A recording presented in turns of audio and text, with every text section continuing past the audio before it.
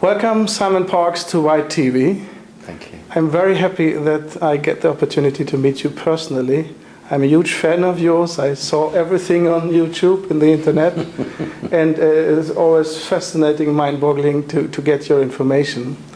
And I was flabbergasted that you also know about mind control, which is one of White TV's main topics, the banking reform and the mind control. And when I started White TV, I said banking is the most important. Then all those TIs, the target individuals, came to me and said, please take it up. Nobody does. And I thought it is worse to be a slave under mind control than to be a slave under the banks, only an interest slave. Because if you pay interest, you're still a human. But when mind control is too much, then you leave that level, and that's not good. And I see that there had been a change in the technology. In earlier times, even Egypt and so on, they made horrible torture, especially to children, so that they compartmentalize the mind. Then they have a kind of hypnosis and trigger words, and so they can steer. And nowadays, they don't need that any longer.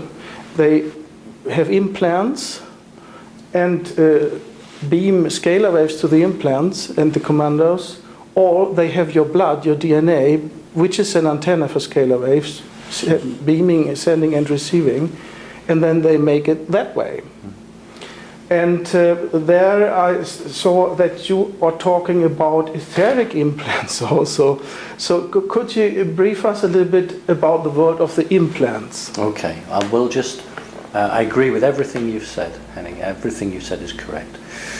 But in the high-end families on this planet, the physical torture is still used because it is seen as part of the bloodline tradition. So much of my work is taken up with working with people who have had that physical torture, as you said, to create multiple personalities, suicide programs, then demonic attachments. So although it may seem barbaric in terms of the new technology, it is seen as the right and proper traditional method. The advanced technologies you refer to are for blanket control. Yes, you can bring the beam in to focus on one particular target or one particular individual, but the whole object of that was actually to widen the beam to control groups of people in different parts of the world at the same time, or to control population centers. So the technology that existed now for the last 15, 20, possibly 25 years, in terms of the application of it, because the knowledge has been there for a very long time, that is seen as a wide-scale weapon, not an individual weapon. Because most high-end people, whether they're in the banking industry or in the political line, have had physical torture done to them, but the implants are placed in there to always bring them back should they start to stray. So with the implants, there are two sorts of implants, physical and non-physical. Within the physical, there are two types, human created and alien created. Within the etheric or the auric, there were until very recently only one sort of implant, which was an alien implant. But now the humans have that technology as well, and they can do that. Not all implants are harmful. I have many people who come to me and ask for an implant to be taken out. But before I'll do that, I need to check that it's a harmful implant. Interesting. Because there may be a person has a heart condition and some force has placed an implant to make sure they don't die. There are other implants which are not good, but we have to always make sure before we decide to take something out that it's actually going to be the right thing to do. Dr. Lear was a very well-known surgeon who removed physical implants. And I don't know the method that he used in terms of deciding whether one was good or bad, but certainly these were small black objects, smaller than a grain of rice. I always talk about grain of rice, they're actually smaller than a grain of rice. And what they do is they grow DNA tissue from the person around it, so that when that is placed into the individual, the body doesn't reject it. And gives energy to it. Well, what it does is it grows connections and neurons through the DNA material to physically touch the metal part of the implant, so that the implant then has connection via to the spinal cord, wherever it's placed. You see, you can't just put an implant into somebody. There has to be what they call an interface between the implant and the individual. So the body of the individual, it's the law of the universe. The body has to accept it. So it grows. Right. I have a shop. This is how universal law works. If I have a shop and I sell things, I could stand outside the shop and shout that I've got an orange for sale, but it's much better if you knock on the door and come in and say, I'd like to buy an orange. So what happens is the body grows the neurons through and connects to the implant, so that in the universal law, the body came to the implant, so the body wants the implant. It's very much like people often say to me, why don't the good aliens throw the bad aliens off? Why don't they throw the bad people off? And the answer I give them they don't like. And the answer is 1% of the human population controls 99% of everybody else. So there's a rule that says, you lot, you 99%, you must want this. Because why did you allow 1% to control you? So you must allow it. And that is why lots of good aliens won't come in, because until human consciousness rises and rejects this 1%, we don't get the full amount of help. So this runs through everything that the higher law works on.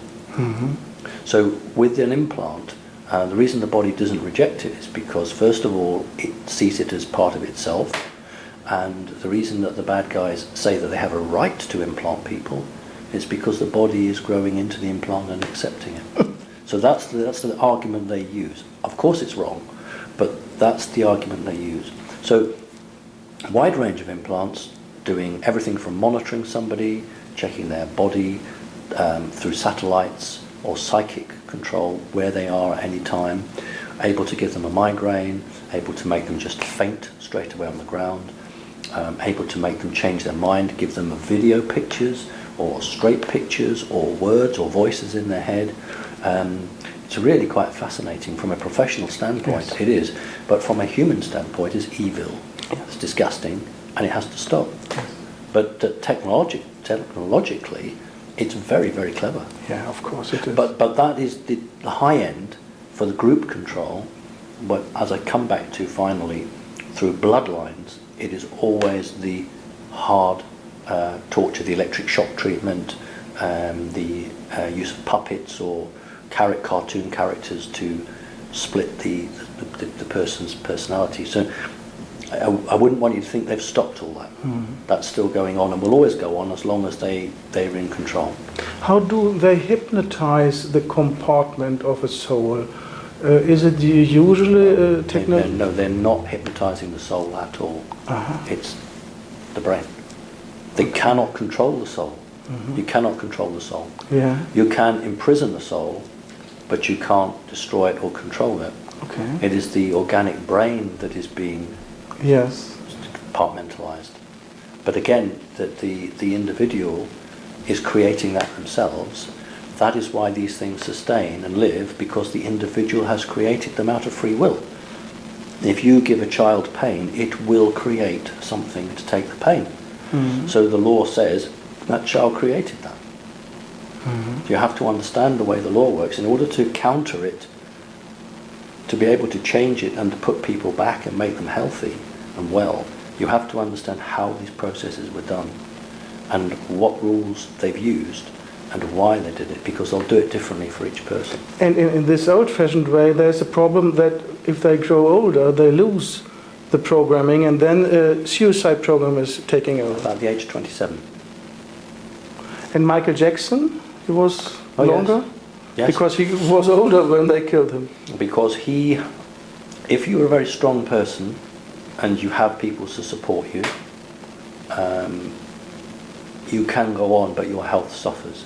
And Michael Jackson had people who were supporting him and helping him within the own industry, within Hollywood, and a very energetic, powerful man, so they last longer.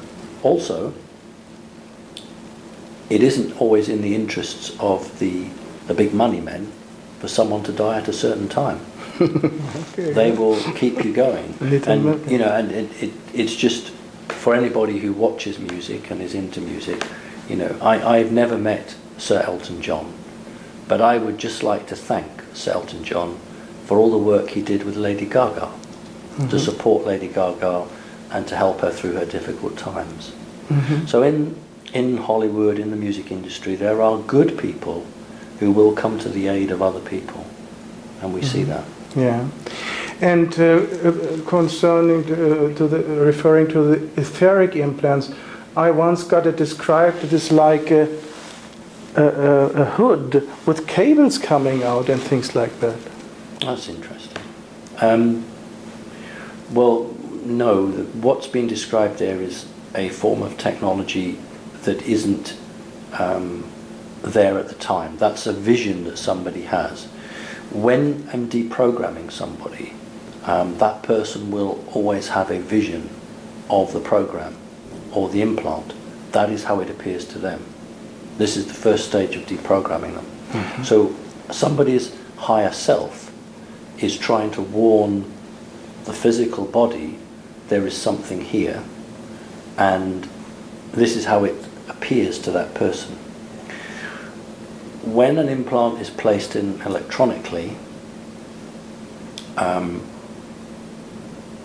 or etherically, the other person at the other end, the bad guy, will wear a device to boost, it's usually a male, to boost his psychic strength. So that the cap you're talking isn't worn by the victim, but it is worn by the person who is sending that, because it is boosting. Interesting. Not on all cases, but on some cases, so that can divide into colours, numbers, shapes, and different commands and different information. You see, you mustn't just think of the brain sending one message. The brain can be split and send lots of different messages. So it's very complicated to explain. But what you're seeing there is a construct, how somebody would see it. I'll give you an example. The oldest person I've ever helped was nearly 60. So the type of programming there was very primitive. It was yellow brick road programming. But the youngest person I ever saw was 16 years old. So here the programming is far more advanced. And in this case, there were traps laid for people like me. Because back 40, 50 years ago, they didn't expect anybody would be able to deprogram, so they never put booby traps in. Well, now they know there are people who deprogram the programming, so they put booby traps in to try and catch you, or to trigger a suicide program in the individual. So it's very much like the old films of bomb disposal, where you have the wire cutters and you think, well, which cable do I cut? Is it the red or the green? Awful. Yes, because we're not talking about breakfast cereal, we're not talking about motor cars, we're talking about real living people. Yes. You know, and I will help anybody who wants to get better. I got a lot of criticism for helping somebody who was linked to the Rothschilds. Why not? But when that person was a young girl, she never asked to be tortured. Yeah. So I'm doing it because this is a human being. Sure. And, you know, so again, there's a lot of people I think out there on the internet who just really don't understand what goes on. Yes. And they think they would actually run out of the room being physically sick if they actually knew what goes on. I get every day emails, letters, phone calls from TIs all over the world, and they ask, can you take a new scanning session? I want to know, do I have an implant or not?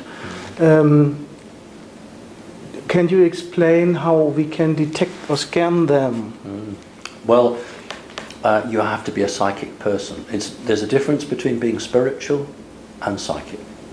If you're a psychic person, you will be able to detect, in most cases, the implants, but not always.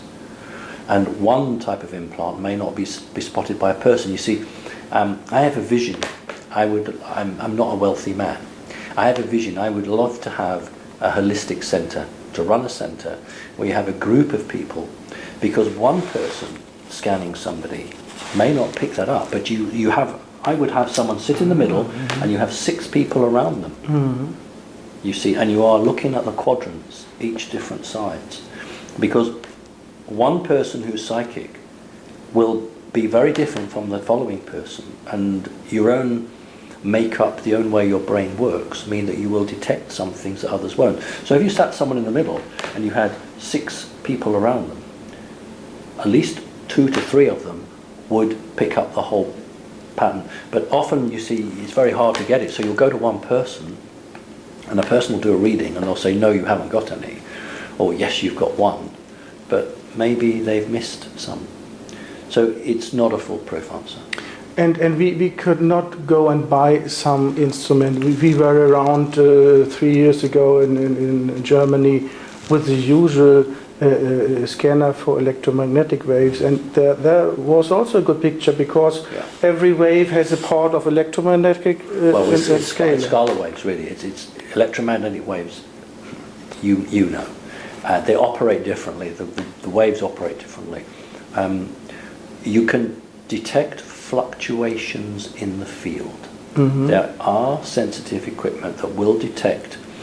If you drop a little tiny pebble or a grain of sand into a pool of water, there will be ripples. And what you have to do is you have to get the person, you show them pictures on a screen, pictures, symbols, numbers, colours, and then depending on the history of that person, you know, I would have to talk with that person for a while, then use trigger words, and that would activate the chip or the implant, and then it would disturb the field very slightly. So that then would appear on an electromagnetic or a very high intensity photograph. You would actually see it, not it, but the disturbance. Here in Great Britain, they have a guy, I think it's Mike Oldfield or that name. He has a PEP camera. There is an improvement of the Kirlian photography from the aura, and this camera photographs, it's a moving video camera, the aura in a very special and high way. Do you know whether with that instrument one could detect it? Yes, but you would have to try to activate the implant so that it would show itself, because these things are also very stealthy. So if you make it activate, it's a bit like a submarine. If it sends a message, then you can detect it. But if it's just silently running, you don't get it. So it's the same principle. Every so often, a technology is made, and then you have to catch up with it. Both sides try to outthink the other. Professor May, the new Tesla, said it is so difficult to scan scalar waves because they do not have open field lines. It is a closed system. Do you know about one scanner for scalar waves? But the point is, you see, that, if I may say so, you're making the same mistake. You are looking for technology to give you the answer. These things are used from technology, but they are also placed by psychic ability. So you will detect and you will remove them psychically. Because if you were to bathe that person's auric field in enough energy to fry, for want of a better word, that device, you will actually harm the individual. You can't do that. Also important information. You can't do that. One of the ways that you'll find this interesting, I think. Humans also implant people, okay, but not bad humans. Let us say that you were going to be taken by the reptilians. I want to know about them, so I might implant you because I want to know about the reptilians. I'm not a bad person. But what they do is they make all humans, the very first time a human is taken off-world, physically or etherically, if they're physical, they make them take their clothes off. And they walk past a bank of crystals. And some of these crystals are 5 meters tall. Beautiful, beautiful pyramid crystals. And I don't know how they're connected, but they make the humans walk past the crystals, and then the screen, there's a separate room, and the screen shows if they have implants.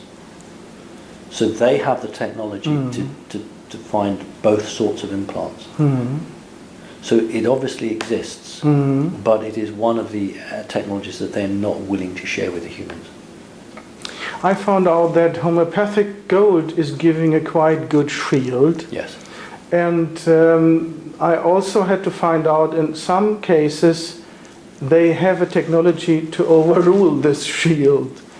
Do you know a little bit more what they do there and how we can... It actually is to do with the individual. If the individual is incredibly psychic, you use what you're calling homeopathic gold. I'll call it silver gold or white gold. That's my term for it. Then it is possible for that individual to remove that. They can actually do that. Or it gives a blanketing protection. It dumbs it down, it dulls it down, and therefore it becomes very obvious, and the individual can perceive it as a black mark or a blob or a spot somewhere.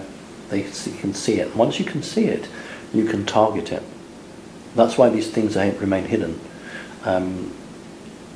It's also about raising the elevation of the individual, because if an individual is not particularly psychic, then they will not have the capability to help in the process of removing it, because the individual has to actually help to remove it. You can't just expect someone else. The devices that you're talking about to overcome that gold, I am not familiar with. I am told that there are machines that can do that, but this is what I mean. One side does something, then someone thinks of something else, then someone else. It's the difference, isn't it, between the old days when you would wear armour, and then you'd have to get thicker armour and thicker armour and thicker armour. In a way, this is not the right conversation. The right conversation is how do we protect ourselves from getting them in the first place? How can we remove them ourselves? Because I don't think that humankind should just rely on machines to do the jobs.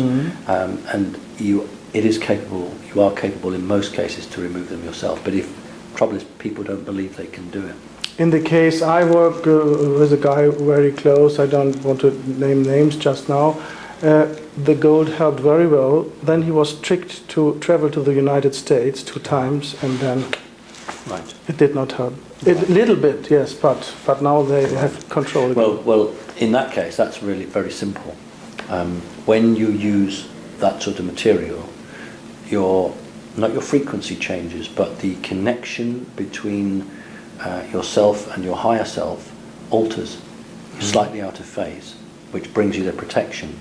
But if you allow yourself to fall into enemy hands, they will just take a sample of that, and they will then rephase, or it's a bit like a old-fashioned radio where you tune it in. When you use the gold, you turn the dial, and it's off. It's off channel. But if a bad person can take a sample of that, they can then turn it back in. That's what happened. But he would physically have had to be taken. So he may have no memory, but he would physically have had to be in a hotel. Yes, they needed him over there. That was for sure. Yes. Well, similar things to people in this country. We had a guy called McKinnon, who was a whistleblower, who amazingly hacked into the Pentagon and saw the secret space program. And they wanted to extradite him to America and basically put him in jail forever and ever. Big battle went on. America and Britain obviously very close, and you couldn't imagine Britain stopping him going. Well, the deal was that he isn't very well, and he attended hospital. So he went 3 trips to hospital. I bet you the doctors were American. And then he didn't have to go, wasn't extradited, because I expect he doesn't remember anything now. So, this is what perhaps annoys me, is that people are very naive. You know, you explain something to them, you show them, they say they understand it, and then a offer is made to them which seems to be too good to be true, but they'll go for it, and they allow themselves to be caught again. I learned that about 10 to 15% are not easy to target. Dr. Barry Trower said that in the interview with me, and I heard it in other ways. And you and Swerdlow say black Americans are more difficult to target. What makes that difference, that they are not so easy to target? Simply because in human history, that particular racial group was not chosen to be a group that would be worked with. There were the Draconis reptilians are white-skinned, and to them the colour white is the most important thing. So out of racism, and that's basically what it comes to, they didn't choose to work with the black-skinned. And I'll give you an example of it. One black group they did work with the Zulu tribe. Yeah, you said that. Okay. Well, fantastic warriors, really brilliant soldiers, but in the days when they were fighting the British, a young black man in the army, of the Zulu army, would have a cowhide shield. He wasn't allowed to have any white on it. If he was successful in battle, he went back to his elders, and he could then take another skin from a cow with a little bit of white on it, and he showed the elders and said, "Is that all right? Is it too much white?" And if they said that's all right, ultimately, if he survived, he would end up with a white shield. Why would black people want a white shield? Why would you do that? It's because it's been taught to them. And Credo Mutwa, very, very eloquent gentleman, talked very clearly about the reptilian culture. So the Zulus were interacted with, but purely from a military perspective. And you see the ceremony and the ritual. The Zulus have something called washing of the spears. After a battle, you wade out into the river up to your thighs, and you wash your spears, your assegai, in the water. Very, very ritualistic. So it's not true to say that black people are not acted with, but it is true to say that the switch that was placed in all white or European genetics was not placed in them. This is a switch that allows an alien to take control of a human's mind. That is why all genuine contactees, abductees, experiencers never report an alien has a gun. Why do aliens not have guns? Because they don't need them, because they can just switch you off. But they can't do it with black people very easily.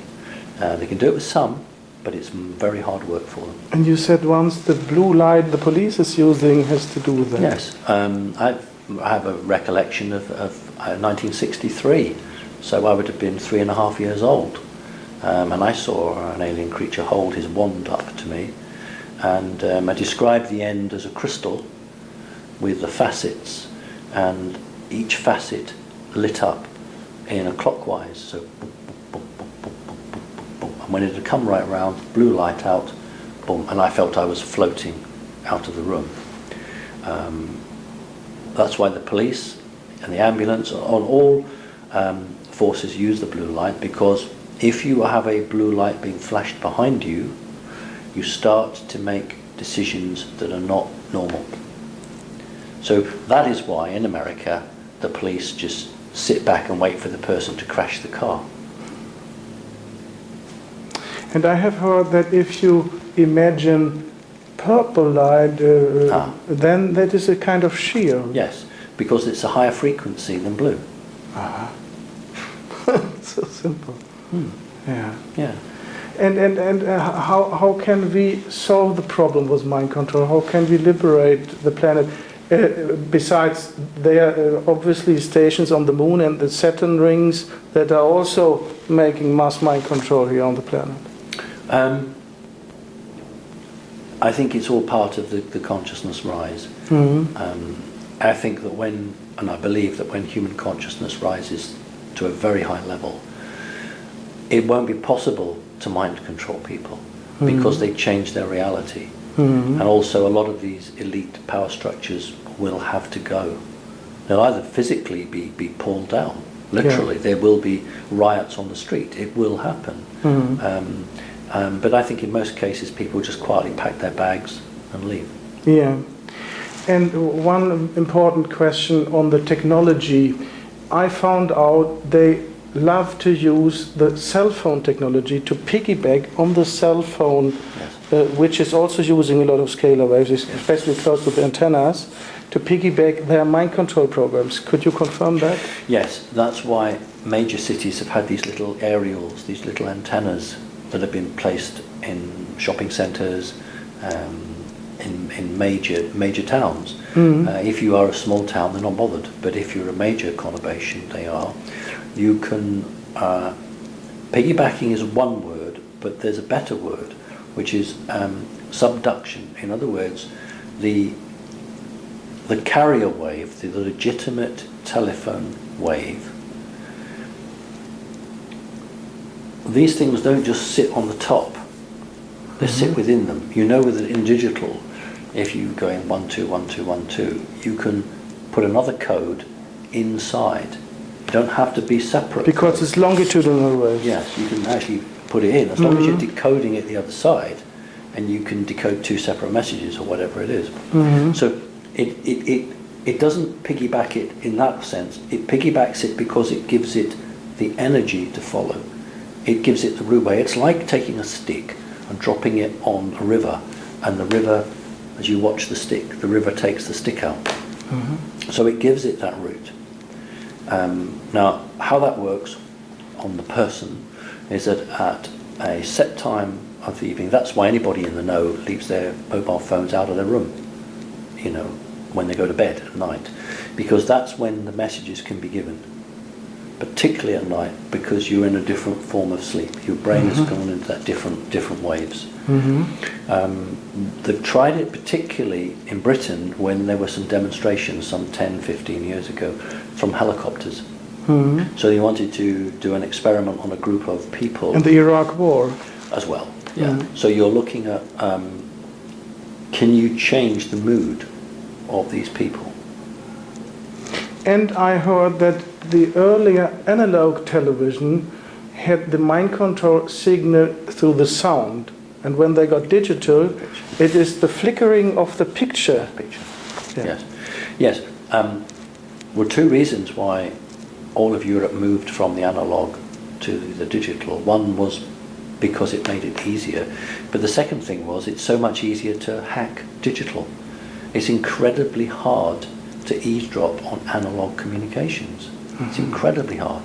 And that's why in Britain we were forced to go to digital. It actually was a rule and a law. We had to give all our analog phones up, and that happened across Europe. So the elite steer the people where they want, and as long as the people don't have the knowledge, they won't see. But when they have knowledge, they won't be pushed. That's what we must do. We must make sure that people are aware of this technology. There's nothing wrong in the technology. It's how it's being used. It's a tool, yes. Exactly right. Yeah. There are other kind of technologies where they spread mind control?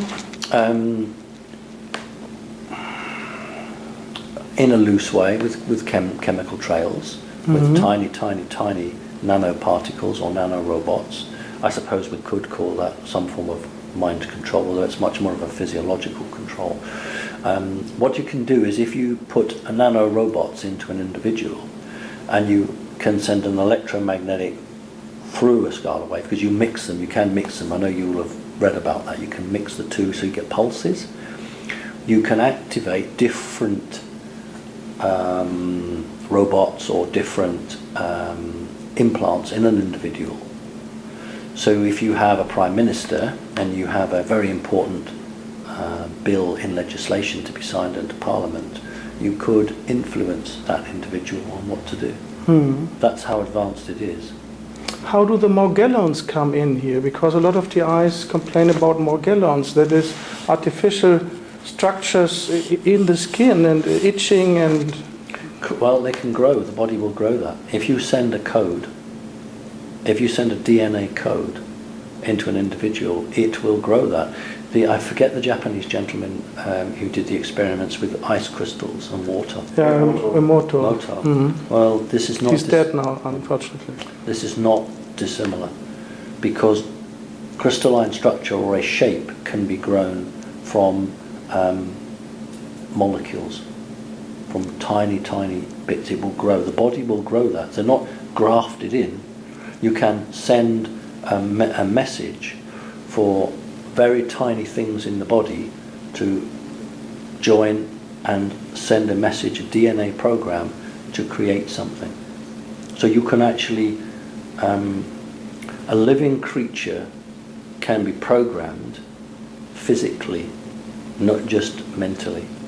So you could technically grow another finger, because you would send that information to the body and you would override the genome that says you should have 4 and a thumb, but you say, no, that's not right, you need another one here. Oh yes, I do, and it will grow one. This is perfectly normal. And what's the purpose of the Mogellons? To operate or to have portals or areas where others can connect to. Portals?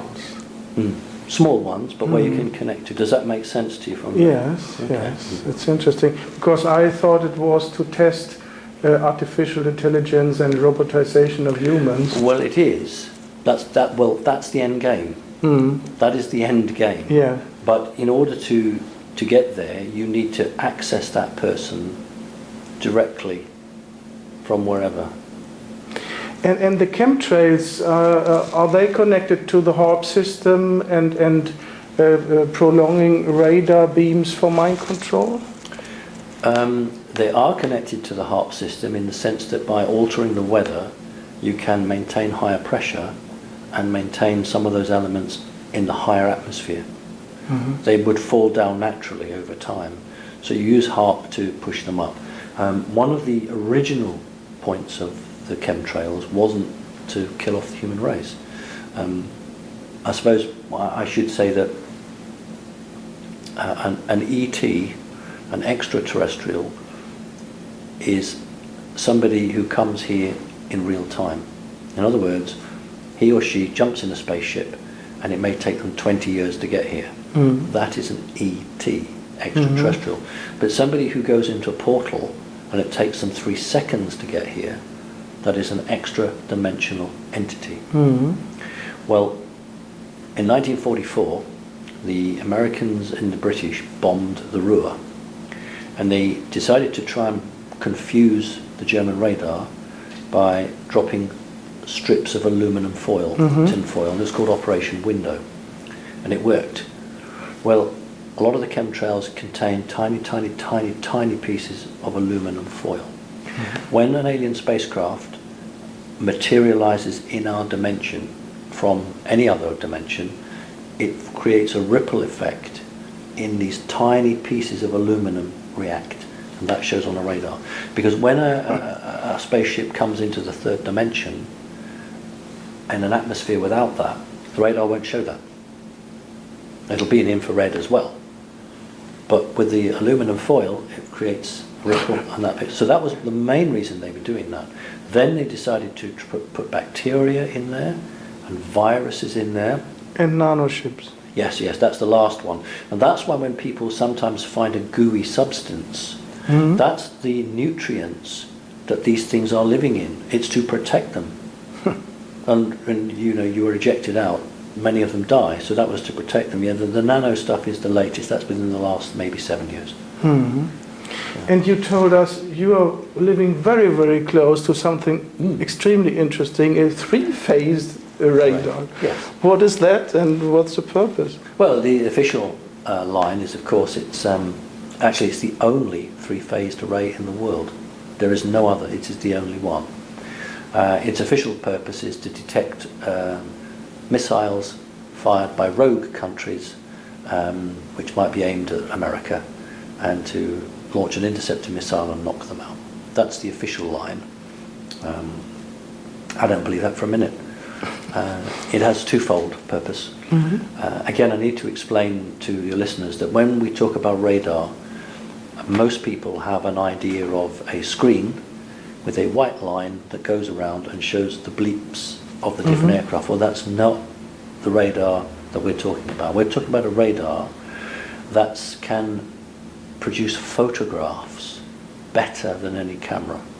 Oh. So that's what a phased radar does. It sends out energy which bounces back off something and creates a picture. Now, I've been to one of these, was invited and had a tour, and when you go through the main doors, there is a picture of the International Space Station on the wall, and it's about, I don't know, 2 meters square. It's a big picture, but it's not a picture taken with a camera. It's a picture taken with a radar. So I don't know how many thousands of miles up that was, but it's a beautiful picture. So these phased arrays are capable of taking pictures out in space. They're also capable of detecting any spacecraft, as well as a rocket. But they're also capable of mind control, because the energies can be used. In fact, anybody working on that area must not be more than 3 meters off the ground, because it's dangerous. So you couldn't be cleaning windows. So anything higher than 3 meters, you can't do it. How is that? Well, the base, where the base is positioned with the radar, the energy coming out is so powerful that it would hit you and fry your brain. So and also no airplanes are allowed to fly within 5 kilometers of it. I learned from Tom Bearden, for example, that they need a 2-phased radar array, and that is sufficient to make the mind control. What is the 3rd phase for? To go right around the Earth. Very interesting. Would you like finally to add some important information to the targeted individuals, how they can improve their situation? Well, I'm sure that they're contacting you and you're advising them. I'm happy to work with them as well individually. I have a website, and yes, you help a lot of TIs. Yeah, they can come to me. The problem is that it depends why they have become targeted. This is the answer, because unless you know why they've been targeted, you won't know what the energy is behind that. Because many people will say, well, what's the difference? I'm being targeted, I want it stopped. And that's a natural reaction. But unfortunately, there has to be the preparatory work beforehand. I would need to know who's doing it, when it started, how did it start. And once you understand why, you can begin to track back. So for instance, you remote view back to the people doing it. Are we dealing with Americans, British, Chinese? Who are we dealing with? What sort of people are there? Are they male? Are they female? Why are they doing it? There's all that work that has to be done, because you can't just say, oh yes, take 2 of these tablets and you'll be fine, because they'll just reconnect.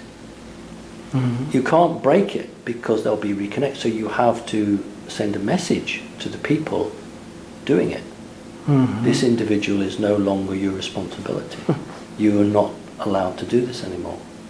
My impression was with TIs, when they complain about gang stalking, that they were randomly chosen to train the computers, which mainly making the mind control, to react when people are waking up. Yes, there are lots of war games that are played out. Lots of scenarios and situations. So at the moment, in a physical way, in America, is a big military operation going on called Jade Helm, where they are computer playing out how many American cities could they lose to revolution. And in the same way, an artificial intelligence will say, we will look at a set proportion or percentage of a population in terms of their economic, their intelligence level, their spiritual level, male, female, whether they had it, what backgrounds they had, and they will do experiments or tests with them to see how easy it is with different people to achieve the same result. Everyone's doing it. There was, I can't remember the name of the creature, not a mantis, very well known to the American military. Looks like a mantis but isn't, and has a head very much like a bishop on a chess piece. And it turned up at somebody's doorstep, literally. Not a very important person, someone who didn't earn very much money. And this woman opened the door, saw this creature, and it just stood there. And the individual went and grabbed her phone and took pictures of it. And it stood there for about 5 minutes, literally. This is occurring now because both sides are trying to see where humanity is in terms of its ability to accept or change. So just as the good guys are saying, can you accept me, you're not a special person in the terms you didn't have an MI5 family, a very humble background. If I stand in front of you, what are you going to do? And then they'll go back and say, actually, the human race is getting more accepting. We might be on target here. And the bad guys run programs and they say, well, okay, someone between the ages of 35 and 50 is very susceptible to this type of attack. So they've learned that, so they'll use that. That's the in-depth. You see, artificial intelligence goes into many layers. It doesn't just think linearly. It will go into many layers and it will look at that. And you have to understand that. You have to understand what's going. So that's why I can't work with many people, because it's so demanding. I may only work with maybe 25 people a year. Yeah. But I can't, unfortunately, say, oh yes, if you all jump in the Tiber River, or you all go into the River Nile, you're all going to be made better. It doesn't work like that. But there are ways of helping people. And the other thing I will just finally say is that a lot of what I do, I don't say openly, because there are many people who would like to know what I do from the evil side, the bad side. Oh, that's what he does. Okay, well, we'll do that for the future. The individuals I work with won't say anything because it's made them better. So, it is a battle. Yes. It is a battle. And ultimately, anybody who's bad, this isn't the place for them. They have to go. Good message. And I don't really care where they go as long as they go. Yeah. We are very grateful for your help and information, Simon. And it was really wonderful to listen to you. It's been lovely to see you. The same. Thanks. Good.